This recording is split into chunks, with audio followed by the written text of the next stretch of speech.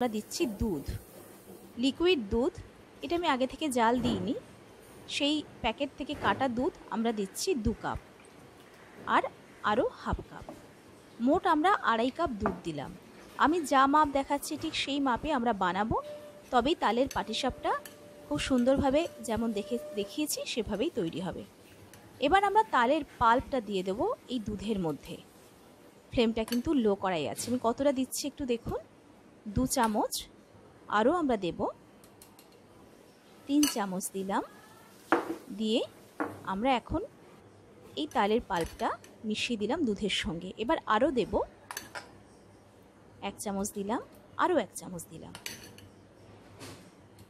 আর 1 চামচ। মোট আমরা প্রথমে 3 চামচ দিয়েছিলাম, পরে আরও 3 চামচ দিলাম, দিয়ে দুধের সঙ্গে ভালো করে মিশিয়ে দিলাম। ফ্লেম বরাবরই লো থাকবে। এবার আমরা যে চিনি আর বিভিন্ন উপকরণ দিয়ে একটা পাউডার বানিয়েছিলাম, গুঁড়ো করেছিলাম, সেটা ধীরে ধীরে ঢালবো এই দুধের মধ্যে। এক হাত দিয়ে ঢালবো আর এক হাত দিয়ে ভালো মতো করে মিশিয়ে দেব। তালের পাল্প বা তালের রস কী করে বের করতে হয় খুব কম সময় 5 মিনিটের মধ্যে টিপস সহ, আর কি করে সংরক্ষণও করবেন সে সমস্ত রেসিপি আমি ডেসক্রিপশনে লিঙ্ক দিয়ে দেবো, অবশ্যই দেখে নেবেন। খুব সহজে আপনি তালটা থেকে তালের রসটা অতি সহজে বের করতে পারবেন, কোনো ঝামেলা ছাড়া। ওটা হোক, পুরটা তৈরি হোক, অন্যদিকে আমরা আবার আমাদের মিক্সার গ্রাইন্ডারের বোলের মধ্যে গোবিন্দভোগ চাল নিয়েছি 2 কাপ।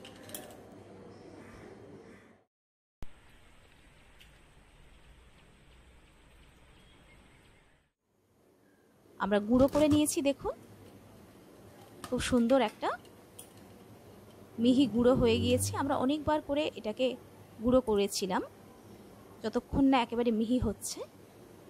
অন্যদিকে কড়াইতে ফিরে এসেছি, যেখানে দুধ, তালের পাল্প আর বিভিন্ন উপকরণ দিয়ে আমাদের মিশ্রণটা ফুটছিল, সেখানে চলে এলাম। ফ্লেমটা অবশ্যই লো ফ্লেমে আছে। এবার 3-4 মিনিট ফোটানোর পর আমরা ধীরে ধীরে ভাজা সুজিটা দিয়ে দেবো। এক হাত দিয়ে দেবো আর এক হাত দিয়ে নাড়তে থাকবো। এইভাবে ধীরে ধীরে দেবো, পুরো একটা একসঙ্গে দেবো না, তার কারণ তাহলে দলা পাকিয়ে যাবে। ধীরে ধীরে দেবো আর নাড়তে থাকবো আর মেশাতে থাকবো। খুব সহজ আর খেতে অসাধারণ।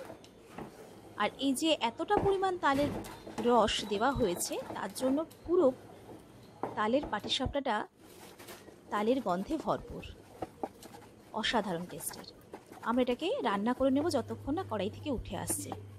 যখন দেখবো কড়াই থেকে উঠে আসছে, তখন জানবো আমাদের পুর একেবারে কমপ্লিট, শুকনো শুকনো হয়ে গেছে।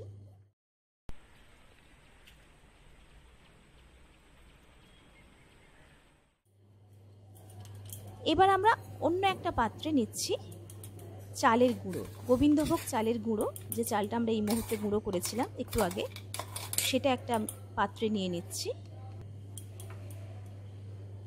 এবার আবার মিক্সার গ্রাইন্ডারের বোলের মধ্যে চিনি নিচ্ছি, দানা চিনি আমরা 1 কাপ নিলাম।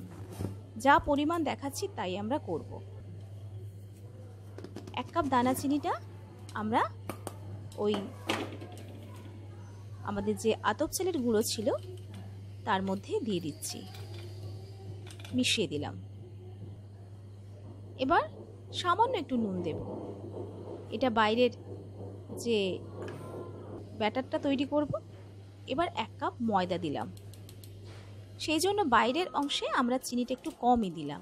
যেমন দেখাচ্ছি, এটা একটা ব্যাটার তৈরি করব, তারপর যে পাটিসাপটার যে বাইরের খোল যেটা তৈরি হয় সেটাই তৈরি করছি। ভালো করে মিশিয়ে দিচ্ছি। এবার এর মধ্যে আমরা দেব আবারও তালের পাল্প, 1 চামচ দিলাম, আরও 1 চামচ দিলাম, বেশ পরিমাণ মতো 3 চামচ দিলাম। মোট 4 থেকে 5 চামচ আমরা দিয়ে দেব। আপনারা বুঝতেই পাচ্ছেন দেখে যে ব্যাটারেও তালের রসটা পরিমাণ মতো দিয়েছি, আবার পুরেও তালের রসটা, যেটা পুর তৈরি করেছি সেখানেও তালের রসটা পরিমাণ মতো দিয়েছি। সেই জন্য তালের রসের যে সুন্দর একটা ফ্লেভার থাকে পুরো পাটিসাপটাতে সেটা ভরপুর। এবার আমরা এই সমস্ত উপকরণের সঙ্গে দুধ মেশাবো। আমি একটু হাত দিয়ে করব, না হলে হবে না, চামচ দিয়ে একেবারেই হবে না। ভালো মতো করে মেশাতে হবে। সেই জন্য দুধ দেব এক হাত দিয়ে, আর এক হাত দিয়ে ভালো মতো করে হাত দিয়ে মেশাবো।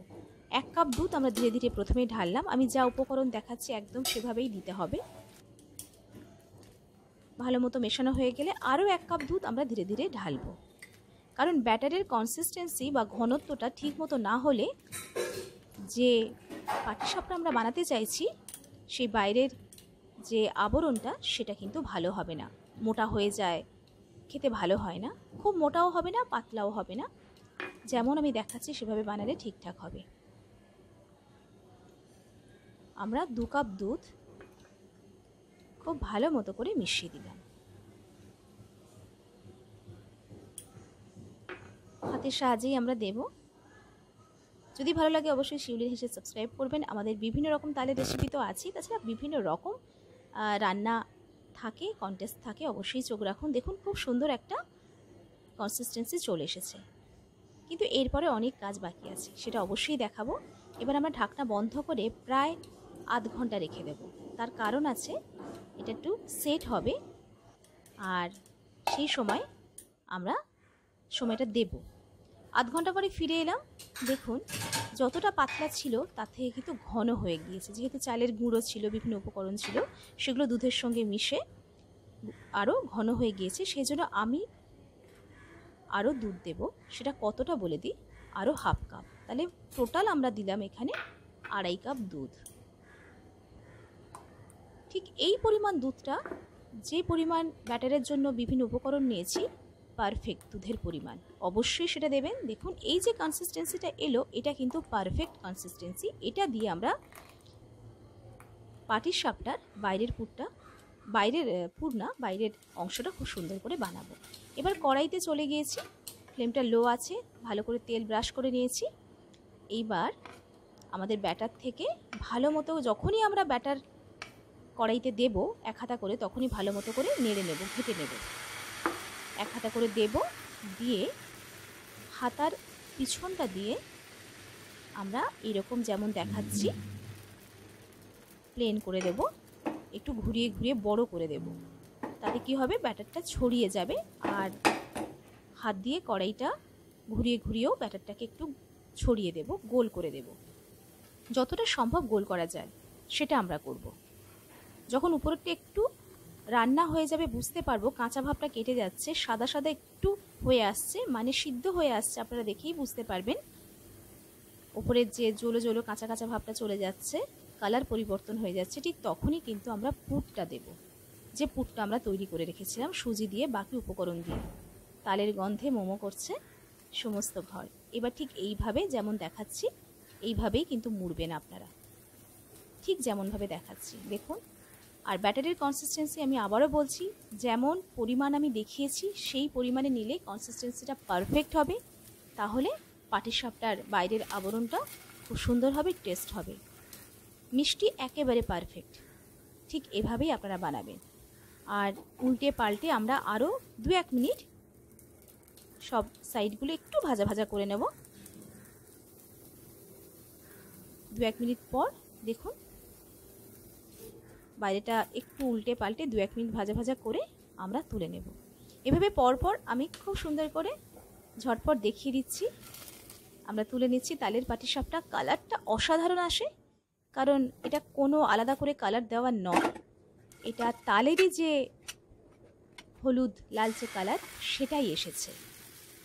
ঠিক এভাবেই ব্যাটারটা দিয়ে হাতার পিছনটা দিয়ে ভালো মতো করে স্প্রেড করে দেব, গোল করে দেব। যখন একটা পিঠ, উপরের পিঠটা দেখব একটু রান্না হয়ে গেছে, কালার চেঞ্জ হয়ে গিয়েছে, তখন আমরা পুর দিয়ে বন্ধ করে দেব, পাটিসাপটার আকার দেব। ঠিক এইভাবে ঝটপট করে আমরা তৈরি করে ফেলবো। খুব বেশি সময় লাগে না, একটু বুঝে নিলেই খুব তাড়াতাড়ি হয়ে যায়। আপনারা কিন্তু অবশ্যই এটা বানাবেন। তালের মরশুমে তালের পাটিসাপটা একটা অভিনব, পরিবারের সবাই খুশি হয়ে যাবে। তাহলে হয়ে গেল আমাদের পাটিসাপটা। আর এটা আমার খুব খেতে ভালো লেগেছে, আর এটা সবার খুব খেতে ভালো লাগে। আপনারাও এটা বানাবেন, আপনাদেরও খুব ভালো লাগবে। আর এই ভিডিওটা নিশ্চয়ই আপনারা পুরো দেখেছেন। আর এই ভিডিও ভিডিওটাকে লাইক করবেন, সাবস্ক্রাইব করবেন আর শেয়ারও করবেন, আর কমেন্ট করে জানাবেন যে কিরম হয়েছে।